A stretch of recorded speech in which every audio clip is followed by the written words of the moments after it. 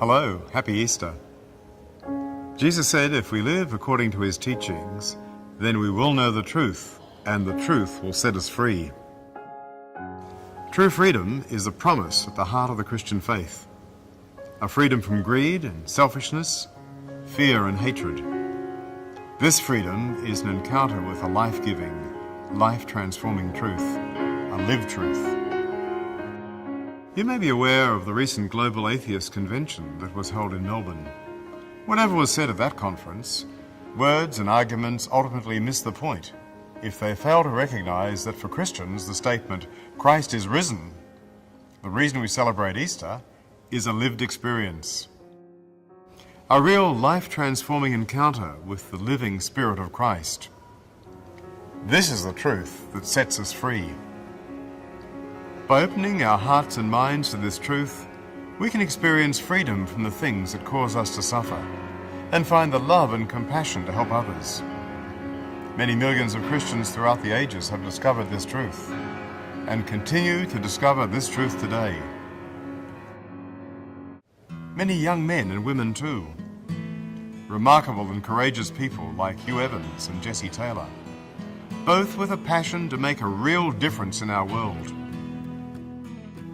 Hugh is founder of the Oaktree Foundation, a youth-run aid organisation creating educational opportunities for disadvantaged young people overseas, and is now director of the Global Poverty Project, which aims to reduce poverty around the world. But I don't believe that you should wait for the poor to get on the development ladder before you do something. It's such an easy cop-out. Me personally, I became a Christian when I was 13 years old, so my faith in God is a big motivator for me. But I think also increasingly what I'm motivated by is a strong knowledge that these aspirations we're talking about, the goal to end extreme poverty in our lifetime, it's not a fanciful dream.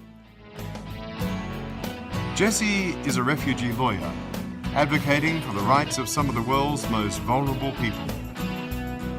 On Christmas Island and all across the Indonesian archipelago, there are asylum seekers and their children in detention centres and prisons that are covered in Australian fingerprints. We are receiving the human fallout of the worst conflicts and human rights violations on the planet today. The push to leave home is invariably characterised by grief, loss and fear. The truth is that there are often just two options, live or die. The memories of those kids and babies behind the bars of those third world jails will stay with me forever. Their compassion and pursuit of justice have come from a living faith in the risen Christ. This Easter, we remember that Jesus, the embodiment of the God who is love, died an agonizing death on a cross to set us free, to be the people we truly are. Are you ready for a taste of true freedom?